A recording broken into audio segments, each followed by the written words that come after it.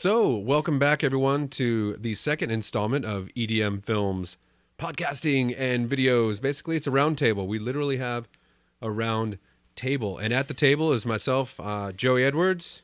Brittany. Jessica.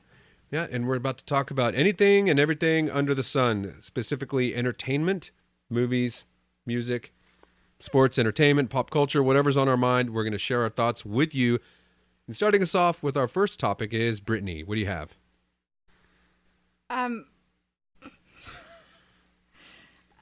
Tell us a bit about you, Brittany. We were going to talk No, about I'm gonna ourselves ask a little question. bit today. You're No, on we the don't wanna talk spot. about She's a classically trained actress, and we were about to talk about EDM Films and its contributors, and you're just like, I don't know. I. No, okay. So you want me to ask a question or you want me to talk about me? Let's talk about you. Let's talk about me. Oh, God. Okay. Yeah, you love that. I hate that, actually. All right, well, how about this? This is Brittany. She's a classically trained actress. She's My been bestie. in, as far as I know, she's been in a dozen or so, maybe more. Probably more than that. More? Okay.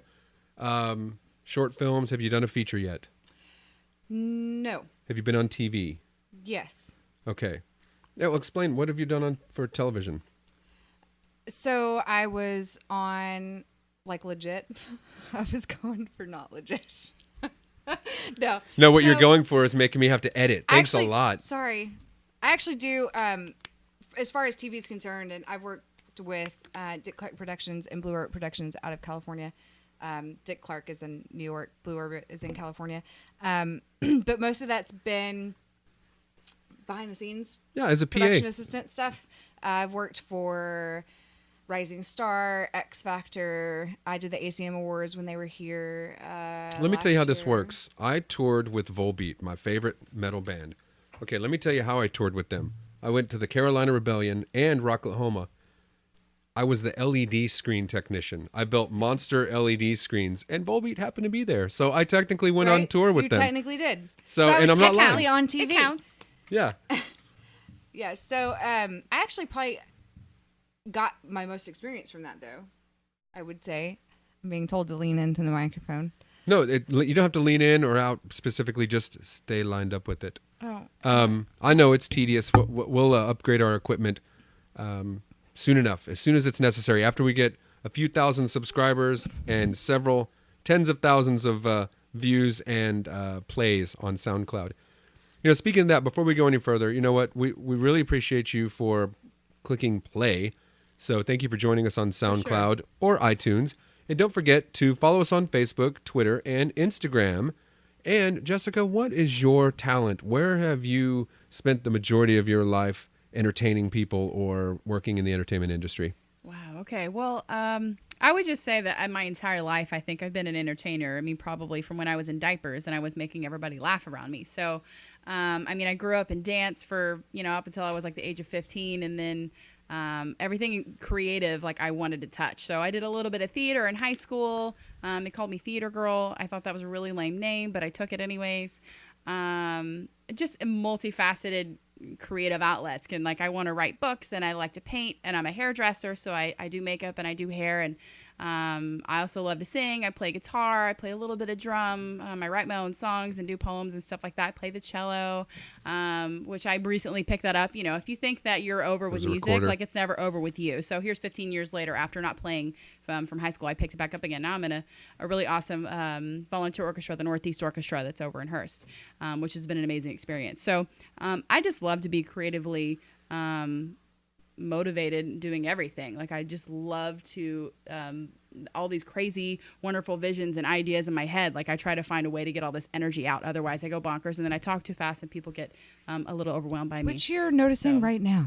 Exactly. The I talk talking too fast. rapidly fast. I can't help myself. I would I'm like just to excited. compliment you on one thing is you threw in there that you're a hairdresser, and I just want to say that you have beautiful hair. Oh, thank you. And so many people that I know that are hairdressers or hairstylists have the most Thrashed. messed up hair, and it's because they all experiment on each other, I guess. Okay, so here's the lowdown in the 411 on hairdressers, okay? So you have your group of people where they seem to think that I don't want to wash my hair every couple of days because it's healthy. No, incorrect. Wash your hair every other day, please. If your hair is greasy, don't come to work. They just make bad choices for themselves. They think, well, I can do whatever I want, and then I don't know, they bleach it too much or they change it too often. I see a lot like, of shortcuts, a lot of cut really short, cut really kinky and sharp edges or whatever, very and then shattered, yeah. But so everything right now, like in lot the of hair coloring. industry, you see a lot of avant-garde. So when you see hairdressers, you see the most wildest haircuts because they're in the industry and we can do that. I take a more conservative form just because my clientele is more of a conservative nature, so I want to make sure that I bring in the right people. But I love, like right now, it's total like 90s infatuation with everybody, with like the chokers and the undercuts, and now they're doing designs and lines and hearts with beats in them, and like. I mean, it's super cool. I didn't think the undercuts were going to come back, but I'm sure the chili bowls are probably close behind them. Hopefully not, but but it might happen. But you're seeing all the plaids and the Right. everything around it. So as a hairdresser, like you're always on the pulse of fashion and even movies for that matter, because I feel like those kind of correspond with where people have their ideas and their visions of what they want to make. Right. So you'll see them, the babies that have grown up through the 90s are now making movies that remind them of what life was like for them when they were younger. Does that make sense? I want to touch on one thing. You were talking about shaves and undercuts and all that, Mm-hmm. and I'm going to go ahead and give you my quick resume rundown also. And then we're going to come back to you. I once shaved a Playboy bunny in the side of my head because I thought it was Did cool. you? Yeah, and You were a homeboy. it was stupid. It was That's really awesome. stupid. I Did also you had a flip- mullet. Did you flip brother's cap over here upside shaking down his and head, then yes. have it like tilted to the side too, or? No, I just had the chili bowl actually Uh-huh. with you could see the weight line. So there was weight line, probably a number 2 comb on the sides or whatever, and then Playboy bunny. I had a chili bowl in 4th grade as well, Yeah. so I feel your pain. Well, I'm going to go ahead and just tell you a little bit about me. We are probably already covered that in the first installment, but just if you're just joining us and you didn't play the first installment, my name is Joey Edwards. I'm a video producer, professional video producer since 2000. I dabbled in home movies and things like that ever since high school, where my passion was to be in front of the camera and be a ham, kind of a cut up, kind of like you, Jessica. I like to be the center of attention and be funny and goofy and have fun. And I also play guitar. I play bass. Nice. So we should form an EDM band. we should That'd do be that. Awesome. What else? Yeah, camera operator, lights, sound, editor. That's my forte, is editing. And also, I played saxophone in middle school. So Nice. and recorder. That's what I did earlier to you. But I like to sing Can you karaoke. play that George Michael song on your saxophone and do like the sexy sax man thing? Careless Whisper. I'm sure I You know what could. I'm talking about? Have you guys seen that? Yeah, I'm sure. I'm sure I could figure that We out. should do that sometime. But yeah, I've dabbled in a little bit of everything and become an expert in a few things. But the whole point is I like to be creative and have that outlet. And so there's many different ways to have the outlet. So you can have a dozen different places to expel your energy, but you have to focus on a couple that you can become an expert and really, really blossom. And that's Be where successful. I find myself doing that in editing and criticism. I could be a professional critic, but right now it's video editing and filmmaking. So anyway, Brittany, now tell us a little bit about you now that you've heard us just blab on about ourselves. Right.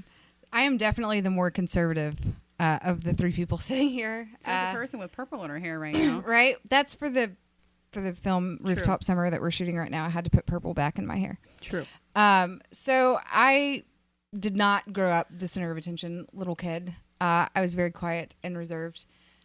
And I guess in high school, I decided, what the heck? I'm going to go to an actor's conservatory despite my father's wishes, which was for me to be a lawyer. So I went to an actor's conservatory in Dallas, Texas, and then I got an internship in the arts and entertainment department at Disney World in Florida. And so I went and I did that for 6 months. Came back here and, hooked up with several independent filmmakers in the area. A lot of my friends from the conservatory had moved on to New York and Chicago and California. I stayed here and just started working in short films, independent films. And I think for me, creatively, I'm classically trained, as Joey mentioned earlier. But for me, I love to act. I love to be in front of the camera. It's more writing, I think, is where my creativity comes out. I'm a writer by nature. So that's kind of my thing. These guys take the comedic roles. I typically am the dramatic one. The quick wit, the dry humor is more my forte versus just the all out comedy. So I like the dark characters. Editing, writing, hairstyling, stylistic interpretation. And I see how we all sing have our main deal. That's why we're together. Sure, which you get to bring all these facets together, and it just really creates a strong team because we can cover by what she's done and what he's done and what I've done. We can create this wonderful world that we're doing right now with Rooftop Summer. But we all have a strength in one of those things, and every one of those things are a key to making a really great film. Right. You have your primary strength, and you have the other things that you can Right. each Support. kind of support. So I'm sorry. Go ahead. Didn't mean No, to I cut you just I feel the need to say I play the flute and the violin and I sing too. So I'm not Sweet. I'm Heck yeah. just Have a because flute the in the singer band. of the group, but we off. do Cello, harmonize quite a flute, bit. recorder, saxophone. Oh yeah, cello, flute, saxophone. Let's get that going. There you go. So we could do two bands. We could do a rock band, and we could do a symphonic concert band or whatever. That would be amazing. So we're talking about the three of us and our backgrounds. Let's go ahead and name off the other four people in our group. I was just gonna say we have the method actor, Jared. Yeah, Jared Covarelli, who's a great Phenomenal. guy. Been in a couple of things with us now. He's been around we've been around for a couple of years together and worked on And for a those couple things now. who don't know, classic, method. That's what I was about to ask They're you, actually. way apart. I mean, they're not anywhere close to the same kind of training. So it's Identify really that for me, interesting. because I don't know what it means to be classically trained in acting. So a classically trained actor is like old school. It's very. Like Shakespeare or what? It stems from Shakespeare. It stems from that old English and that very structured and very. These are Pronunciated. the steps that you follow, and this is how you. Well, get I would from like to see point A. more of that on set next time we get together. Yeah. Hey. Not just from you. I'm not from you, but from overall from everyone. Yeah, it's very structured structure would and be very nice. and very organized and very. This is how you That's get. what happens when creative people like you and I get in there. We're just like, wow, Right. Yeah. let's do all this stuff. There's steps to getting from point A to point B. A method actor is okay. I'm casting you as a psycho serial killer. I need you to do whatever you can possibly do to become that psycho serial killer. Short of becoming a serial sort killer. of actually doing it. They delve in. It's like a psychosomatic thing. Like they go into Who their died psyche. playing the Joker? Heath Ledger. Heath Ledger, method actor. He became very involved in the character and who he Right. played. And Which he didn't die playing the Joker. He Yeah, just sorry. died after he. Just for all you Sorry. big fans out there, like, hey, you stupid bitch, you don't know what you're talking about. You guys, you were the really first one. hard. Well, You were I'm the just first keeping one. it real because I know we're gonna have commenters who be like, hey, I don't know what they're talking about. He didn't die playing the Joker. I That's meant- not what she meant. That's You can not what I meant create at all. an emotional break in your psyche when you're playing really dark. Yeah, vivid so characters that like would be more of a methodly trained actor. It's someone who doesn't really take into account any sort of structure.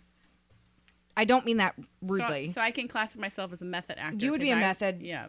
You'd be kind of. I mean, there's still steps and there's still training involved in being a method actor, but it's very much so delve into that character and become all that you can be in that character. And a classically trained actor is more. I gotta put the think hat of on the and then- whole. Right. The whole picture and the how do I get from here to Well, here. I believe there's parallels in both. I mean, Absolutely. Yeah, classically trained means that you're better at memorizing your lines, Right. for one. And Instead of making up your own yeah, as a method? The method actor is going to be like, okay, so what I want you to do is just go ahead. Oh, he's doing it. He's doing it. Yeah. He's just already He's there. just there. All right. So that's kind of the dynamic is like, well, what we're going to do here is you got it. And So- for me, and classically trained actors are going to be really mad at me for saying this. I feel like method actors are a lot better at improv. I don't think there's anything wrong with saying that. I'm great at improv, but I'm not saying I can't do improv, but I will say I have been out improv'd, if that is a word, by method actors hands down every time because they're so in it. They're so committed. And I'm not saying that classically trained actors like myself are not committed. We're committed in a different way. Going further into, so we have Jared, the method actor. We have Mike, the writer. yep, Producer. Mike is the very he's a very deep, dark overthinker. Mike, I love you, but sometimes you overthink, and I think that's what's beautiful about him because that shows that his mind is really Yeah. focused in on wanting to pull out the deepest, darkest. I love the way that attributes He of the- helps me balance with these two because I'm the same way. I'm very deep and dark and existential and crisis and worst case scenario. And so Mike is my counterpart. Thank you, Mike. Well, like I even like reading like the scripts and stuff. Like I loved that. I mean, even like the vocabulary is so big and so descriptive and so deep. Like I love that films. Whenever I watch movies and they talk in that I don't know what it's like a type of speak where it's another entire language that most people don't get to hear, but it makes you think about it. A lot of you know? snobs would just call it proper English. Sure, very proper English. But I mean, like they delve into it and they give all these huge, vocabulary words, and like I totally dig that because it makes me feel like I'm a smarter person. Like, oh, I can understand what they're saying. Like that's awesome. And Mike's like that. Mike is just so intelligent. Like you can tell in just the way that he writes stuff. Like He's big into good. music too. I find that is the one common tie between all of Every us single is one of us. music. Sure. And I mean even Jared. I mean Matt honestly is just a goofy, sweet, good-hearted guy who can. I could see him being able to play several different kinds of characters. Sure. And what he brings to the table is just Fresh. energy. Mm-hmm. He is just bouncing all over the place. And to me, he's super fresh. Yeah. There's no training there. Like he's so new and into like you're new to acting, but Right. he's new. You're not to new to entertainment. the Right. industry. Like Right. he's so fresh and raw and untouched, which is great for the rest of us because Yeah. we get to He's moldable. Good mold him clay. into Yeah. Well, to like what we want. I had the best time because like we had a moment where Joey actually let us like improv like a fight scene and I'm like, oh, like, maybe we could do this and then like that point we're like, let's stop planning and let's just go for it and see what happens. And I mean, like we had I'm like screaming at this guy and like pulling on his shirt and he's just like totally with it. And then I think there was one line where like I don't know if it's gonna end up in the movie or not. But he's telling me like I do listen or I don't listen. And I'm like, don't tell me I'm crazy. Like he's like, I never called you crazy. But so we're laughing about this afterwards. So he's like, you never listen. And then I go, don't tell me I'm crazy. Yeah, that was wonderful. It was hysterical. That's something I could see where as it's trailing off, as the scenes transition, it'd be like, don't tell me I'm crazy. And then maybe a little slight reverb on it so it echoes and kind of just Sure. transitions into the next scene. So we had a Facebook like thing and like he said something and then I said the line back to him. So now it's like this little catchphrase for him and I. Right. And I don't know. I had a blast with him. He was really good. Yep. Even though it was his first time, you wouldn't tell. Like, So- I mean, he totally had it. Matt is our fresh clay. But back to the music. The final character in this EDM Films group would be Zach Felton, he's traveled the world with his band. Titan. Really? No, he's not involved in that project anymore. I know he would want us to clarify that for sure, but he is. I asked Mike if Zach was like this musical savant, like if he's just apparently the guy's unstoppable, and he's going to provide the music for all of our projects, and he's probably going to do a little bumper music and intro outro stuff for the I'm excited. the to hear podcast that. and the vlogging. But what he brings to it is, he's traveled the world. He plays bass specifically. I guess that's what he was involved in that project for. And he's a composer, man. He's going to be on keyboards and drum machines and Wow. in multi-track. I don't know what software he uses. Doesn't matter. But anyway, he's going to compose music for us. And he's also quite an actor. I skipped over somebody, Jared. It doesn't matter, but somebody had done some. Oh, Mike. Back to Mike. He did a great job in Slammed as an actor. Now he had to get plowed to get into it. That's his method acting. Was he has to be, as he calls it, socially lubricated. Mm-hmm. But in Slammed, go check it out on YouTube. It's also on the website. He's pretty damn good. And Zach also was in that, and he was freaking funny. And there's a couple of different lines, but Zach played Zach. Y'all played your own. Y'all used your own name. But when he was doing, I edited it so he did the Forrest Gump thing with the shrimp, and he didn't know that was going to happen. He just started naming off shrimp po' boys, fried shrimp scampi, blah blah blah. And I just kept anyway. So I don't know if that's him being a good actor or me being a good editor or both. But when he's talked about buffalo meat chili, that's when he had me. He had me at buffalo meat chili. So we're talking about EDM as a whole and who we are. Let's talk about our project, Rooftop Summer. let's do it. Yeah, we're on the set right now, so yeah, that's really cool. We are. We're shooting at one of our locations for Rooftop Summer, which happens to be my grandmother's house. And so, yeah, EDM Studios is at my granny's house. Time warp. Yeah. And You're going to see this exact same setup with a different table. right, right. If you can even see the table. But okay, well, you know what? I guess let's go ahead and break it down. Rooftop Summer was written by Mike, and it's supposed to be very symbolic, very a lot of symbolism. We're going to force you to make your own decisions to interpret what you think's going on. We're going to spoon feed you a couple of things. Okay, you have to. In other words, otherwise it would just fall apart. It Sure. would have no glue to stick it together. But we're going to feed you a couple of things, and the rest is going to be up to you to interpret.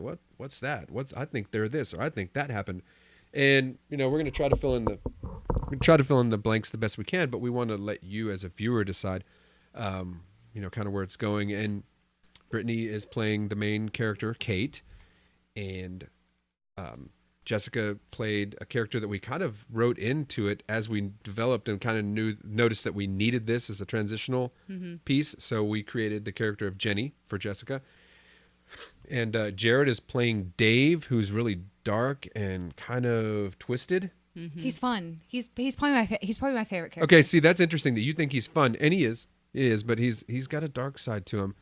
And Matt is playing Chad, who is sort of, he doesn't really know what's going on at this point in his life. He is in the movie. He's really disappointed with himself, but he finds a lot of joy in his buddies, his friends, and especially in this one here.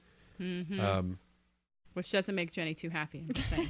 Yeah, don't tell me I'm crazy or whatever you said. Right. Well, so give us your take on it. You go give us your take. I'm going to check the camera right quick, so go ahead and expand on that. On Dave being my favorite character, it kind of goes back to I'm the dark one, and I love your mental movies, your Eternal Sunshine of the Spotless Mind, and your Right. and your Butterfly Effect and Pulp Fiction, and in these movies that pull out kind of these crazy, not outright. I don't like serial killers. I don't like murderers, but I like those kind of mentally effed people. I can say effed, right? Yes. Sure. Just don't hit the microphone stand. It makes quite the reverb sound. We've all been doing it. It's okay. So I like those because that's what I write. I write these kind of weird, dark, crazy people, and Jared plays it so freaking well. Yeah. Like his ability to go from normal, simple, clean cut, freaking GQ model, as we saw Right. on Facebook the other day. Right. Oh my goodness. To Well, no matter what we say about ourselves, whatever none of us are normal. Nobody even watching or listening is quote unquote a normal person. We all Right. have our own flaws, That's right. and that is what really helps. We're emphasizing those character flaws or those character traits. Well, that's or what the those whole thing's about. quirkiness. Yeah. We you play on those, or you emphasize on the quirks, and you get this wonderful character. You're just pretending. Creeps. You're pretending to but be just- someone else, and it turns out to be really As an awesome. example, go to Jared Coverelli's Facebook page and look. I mean, if it's public, this particular picture, but If not, you can see plenty of pictures of him on our EDM on our Films EDM Facebook Films page. But those are him in character. What I'm trying to show the relation of he's got this just incredibly hot picture. It's the black and Yeah, white with the sunglasses Right, and I mean, he very looks like short. he would- cut it's like a- GQ cover magazine, High fashion. guy, and then you see him. Even in this movie, you see him go from this very just guy next door to, in literally the flip of his hair, and just It just gets kind witty of and real it just real goes to this. You look in his eyes, and it's intense. He And goes he's- from sweet to psycho in a You flip. can Yeah. feel it in too about a in the room second. when It's he's pretty doing it. crazy. I had to ask him the other night. I was like, man, the girls really went ape for that photo, and I was I like, mean- is that you? I said, is that because I couldn't tell behind the sunglasses, and I got two tabs open or whatever, and I flipped back and forth between two pictures of him, and his nose. It's I him. was like, His it face. is him. It's his face shape. And I was like, damn, dude. I was like, I wouldn't want you talking to my girl back in the day, So props to you, Jared, for But being that- I mean, quite that the just- sex pot.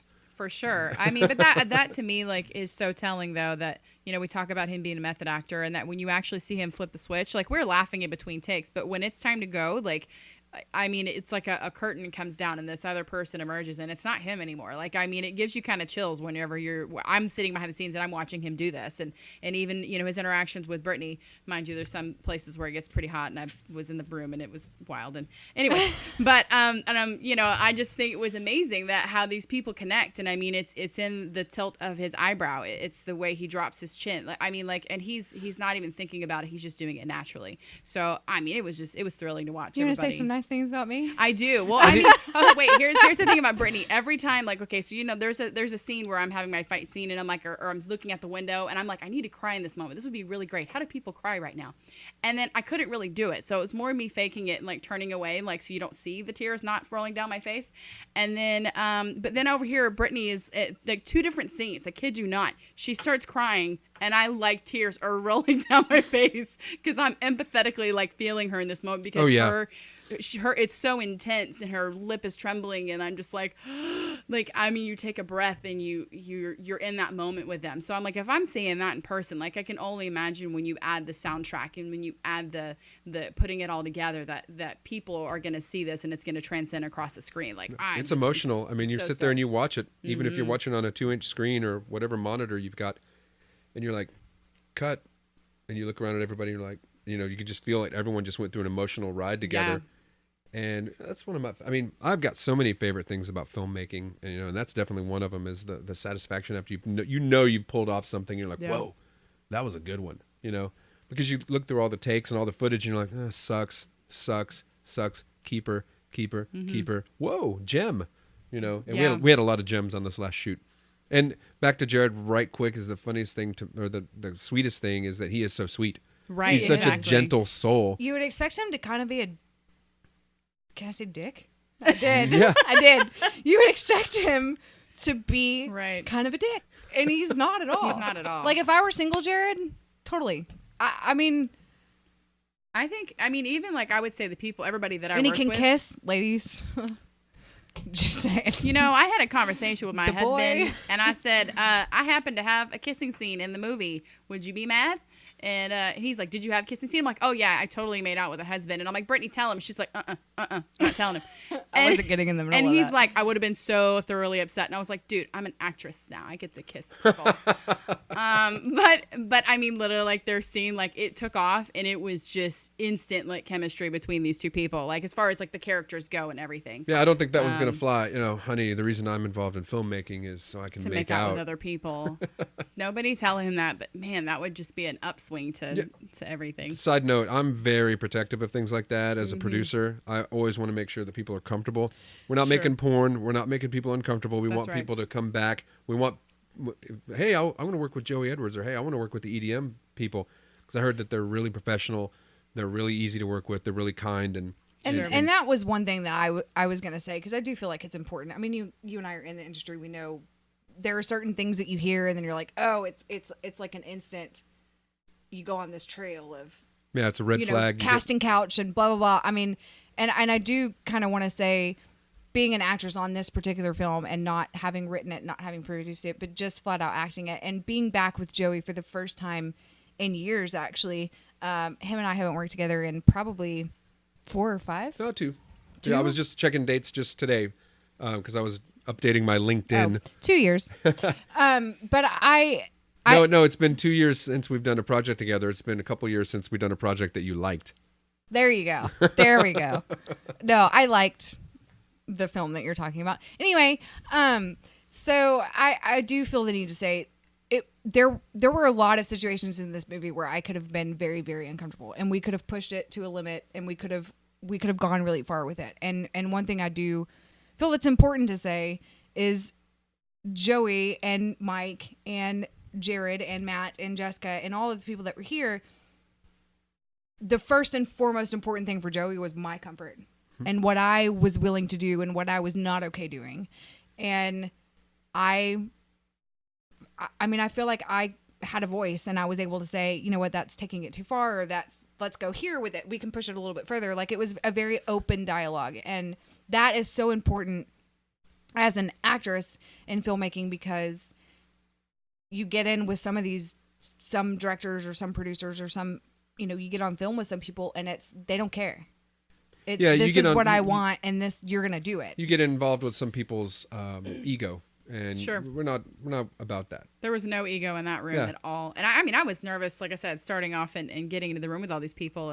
And then, I mean, everybody was just chill and cool and fun. We were laughing, like we're laughing and then we're having to cry like the next second or be emotional. And I'm like, I probably should stop cracking jokes, but we were just having too good of a time. Like it was just really enjoyable. I get minorly stressed out sometimes, but He that's does. only because we don't have a dedicated crew. It really is whoever's not on screen is behind the scenes helping, and Yeah. they don't have a lot of experience. The only actual worked on TV and she's done some professional PA work. She's on screen. Okay. My brother Bobby, he was at work at his day job. He's the only real grip that we have. He's great, but he wasn't available. So usually it's me, and I'm like, I actually did master something the last time was calling for help. You Because- did. For the first time, I really saw you, and I've worked with you on 4 projects, I think, maybe. More than that, I could, but it doesn't matter. It doesn't affect the story. Go ahead, more me. More you. And for the first time, I saw you, and I think you were comfortable with the group of people you were with for the first time. Yeah. You didn't Yeah. have to, like, it was very easy for you to say, help me with this, or hey, can you do this, or hey, can Yeah, you do that? You weren't trying clear to the be room, the I hero need this, and help do everything me. by Yeah. yourself. We were kind of watching and anticipating what you were doing too. So that's where I was like, I want to make sure that A, I'm not in the way, and B, how can I help this situation, because we're such a small unit of people at this point in time. I'm sure we're going to gather people from this afterwards, but like even like redecorating the set in the room, Yeah. you know, and moving things around. Like he's not asking me to do that, but in my eye, like if I was a movie seer, like I'm going to adjust it. If he wants me to put it back, I'll put it back. Like I'll work hard. Like you know. And you also have to keep in mind that at the same time, Sure. Jessica is not only on camera, but she's doing hair and makeup for me and for herself. So, and I'm a diva. What can I say? She's kind So, of. And we're a family of interlocking relationships. Like Sure. their relationship goes way back. My relationship with Mike goes way back. Mike and Zach's relationship is long and in depth. his then, and I's is totally separate from everybody Right. else's. Right. And so I've known Brittany for a long, long time. And then Matt is involved with a family member of mine. And then Jared is just a freaking stud. I mean, we've known Jared for a few years, and you're not going anywhere, buddy, except up and with us.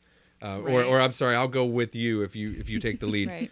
But you know what? We've done quite a bit. We've talked about a lot. We I'd have. like to go ahead and put a cap on it if that's okay. Sure. So we can save some for the next episode, which I don't have a teaser for you. I don't quite know exactly what we're going to talk about, but I do know this installment number 2. We've had a great time. That was probably some of the best conversation ever, and we're only going to get better. So I'm out. Excuse me. I'm out. Don't forget to follow us on Facebook, Twitter, YouTube. Check out our website. Thank you a lot, ladies. And any final closing words? Just go for it. I would say look for a podcast on location in Boston from Jessica and I. Yeah, we're going on a trip. Which is awesome. We're going to include some scenes first. I First get- crossing. Yeah, we're going to have footage from Boston in I this get film. to also put the cap on as a cameraman at this point. So here's another part of my creativity that I get to expand upon. So really cool. Let's Right. see how well that DP, goes. cinematographer. We're going to second unit Boston. Yes, I want that accreditation and like the scroll. You will. There'll The be scroll thing, the credits. on the credits. scroll thing. All right. So on that note, closing. There will be no scroll thing. But until next time, we're out.